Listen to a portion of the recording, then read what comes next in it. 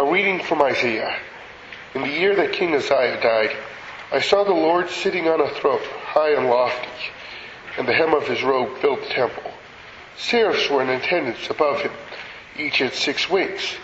With 2 they covered their faces, with 2 they covered their feet, and with 2 they flew. And one called to another and said, Holy, holy, holy is the Lord of hosts. The whole earth is full of his glory. And the pivots of the threshold shook at the voices of those who called. The house filled with smoke. And I said, Woe is me, for I am lost, for I am a man of unclean lips, and I live among people with unclean lips. Yet my eyes have seen the King, the Lord of hosts. Then one of the seraphs flew to me, holding a live coal that had been taken from the altar with a pair of tongs. The seraph touched my mouth with it and said, Now that this has touched your lips, your guilt has been departed and your sin is blotted out.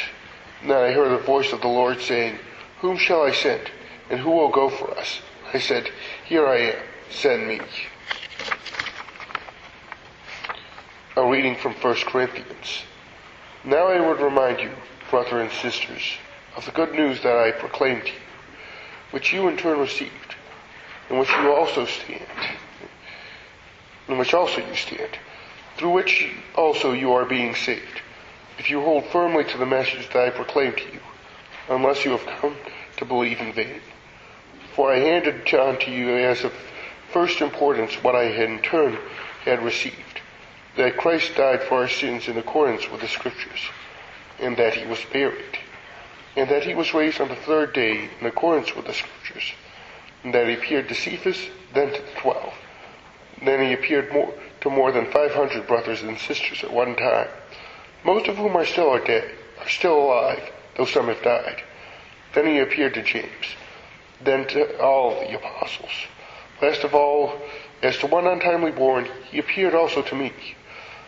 For I am the least of the apostles, unfit to be called an apostle, because I persecuted the church of God. But by the grace of God I am what I am, and his grace toward me has not been in vain. On the contrary, I worked harder than any of them, though it was not I, but the grace of God that was with me. Whether then it was I or they, so we proclaim, and so we have come to believe. The word of the Lord. Sorry, I missed the first part. A reading from Luke.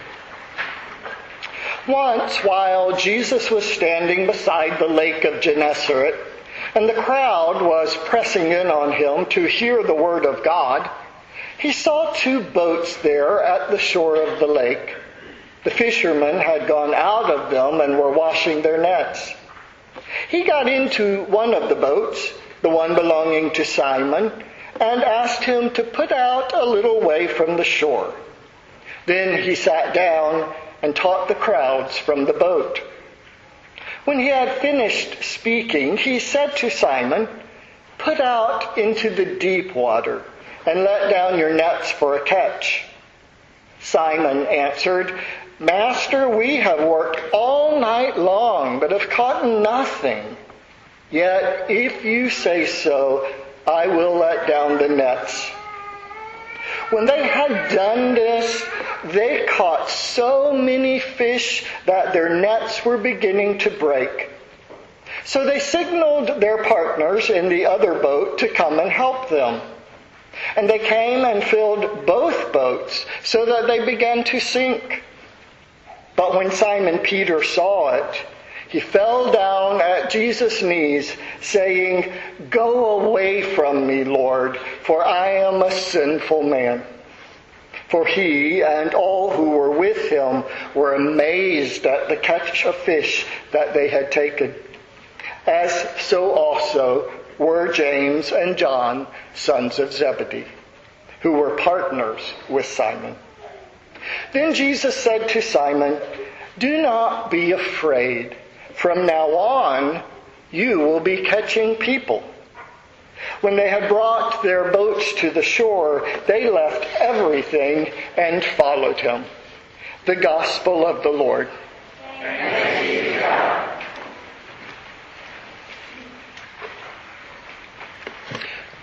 Question. What do the prophet Isaiah, the disciple Peter, the apostle Paul, and you all have in common? Answer, sin.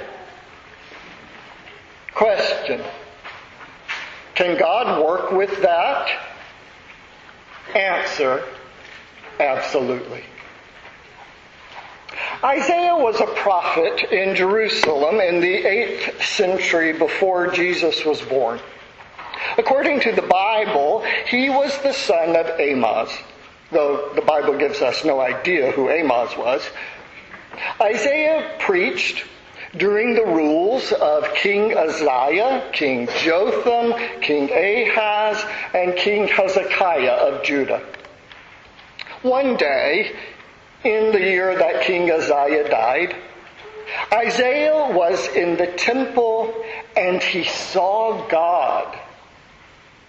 It wasn't a face-to-face encounter. You might recall that centuries before, God had told Moses that no one could see God face-to-face and live.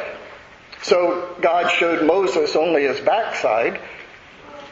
Isaiah's vision of God was so enormous that just the hem of God's robe filled the temple.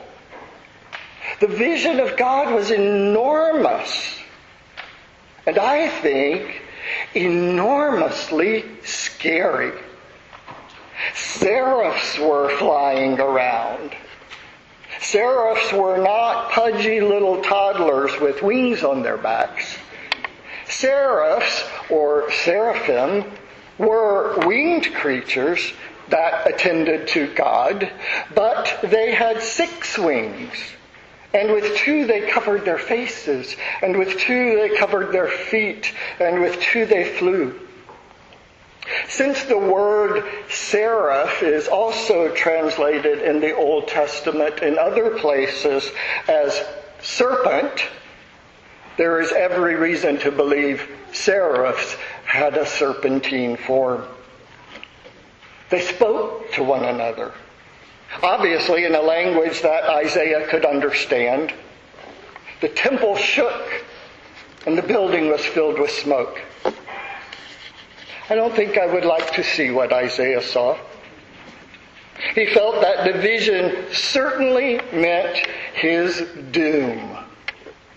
Not just because of that Moses thing, but because when Isaiah saw who God truly was, he also saw who he truly was himself.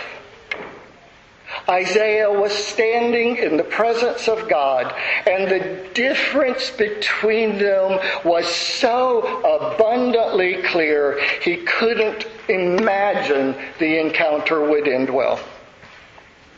It filled him with fear and self-loathing. Isaiah confessed that he was a man of unclean lips from a people of unclean lips. He was sin in the presence of righteousness. But apparently God could work with that. I don't expect that Isaiah was particularly relieved when one of those snaky, wingy things flew at him with a live coal and a pair of tongs and put it on his lips. The seraph informed him that his sin and guilt was blotted out. Well, that had to be a relief. Then God asked, "Now, who can I send with a message for the people?" And Isaiah said he would go. I like to think he said it with great reverence and commitment and enthusiasm. He was the only one in the temple, however, and the question just might have been rhetorical. Either way, Isaiah said he would speak for God, and he became the most important of all the Old Testament prophets. In the New Testament, he is quoted more than any other. The disciple Peter started out as a fisherman named Simon. Later, Jesus nicknamed him Peter, which means rock, which I suppose could have been used as a compliment or a criticism. It's one thing to be strong and unmovable like a rock. It's quite another thing to be thick-headed like a rock. Simon Peter demonstrated both. One day Jesus was in Capernaum by the lake of Gennesaret, and a crowd was gathering to hear him speak the word of God. To keep some appropriate boundaries with the crowd, Jesus got into Simon's boat that was on shore and had Simon take him out a ways, and Jesus taught the crowd from the boat. When he finished, he told Simon Peter to row out to deep water and put his nets down to catch fish, which Peter had been doing all night long with nothing to show for it. The fishermen had already washed their nets. Whatever passed between Jesus and Peter, however, caused him to do as Jesus asked. The catch of fish that came next was so enormous, it nearly sank the boats. Then Peter realized who Jesus truly was, which meant he also saw who he truly was himself. Peter was in the presence of God, and the difference between them was so abundantly clear, he couldn't imagine it would end well. It filled him with fear and self-loathing, and he asked Jesus to go away and leave him alone. But apparently God could work with that. Jesus told Simon Peter that from then on he would be catching people, which he spent the rest of his life doing. The Apostle Paul was, in his own words, least of all the apostles because he had persecuted the Christians.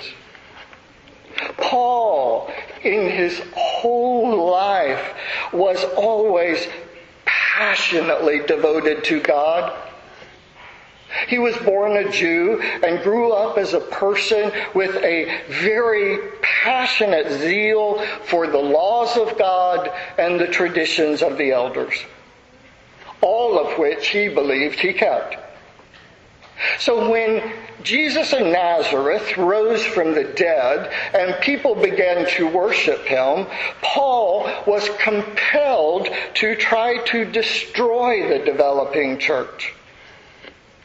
According to Acts, he was ravishing the church by entering house after house.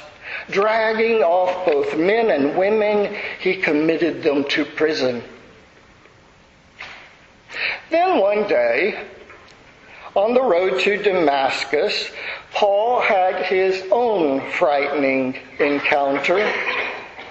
A light from heaven, which clearly must be different from a light from the sun, flashed around him, and he fell to the ground.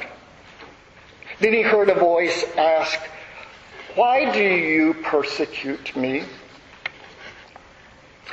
It seems like it would have been obvious who was asking the question, but you can see why Paul would hope it wasn't who it was. So, fully knowing the answer, I think, Paul meekly asked, "Who are you, Lord?"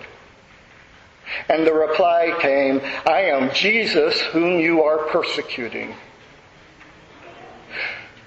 Paul didn't have to confess his sin. He and Jesus both knew very well who he was and what he had been doing.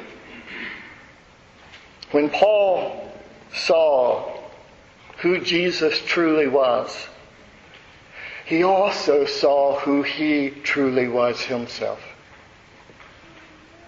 He was prostrate in the presence of God, and the difference between them was so abundantly clear, he couldn't imagine it would end well.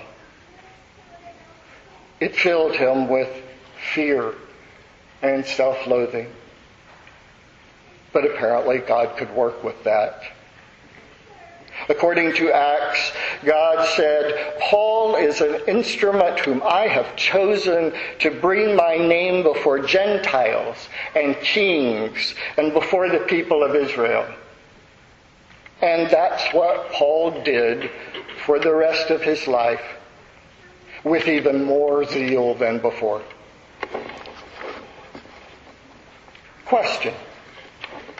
What do the prophet Isaiah, the disciple Peter, the apostle Paul, and you all have in common? Answer. Sin and forgiveness and a call to ministry. Question. Can God work with that? Answer. Absolutely. God knows who and what you truly are. Yet He is calling you to speak the Word of God and tell the world the good news of Jesus Christ and catch people for the kingdom. Amen.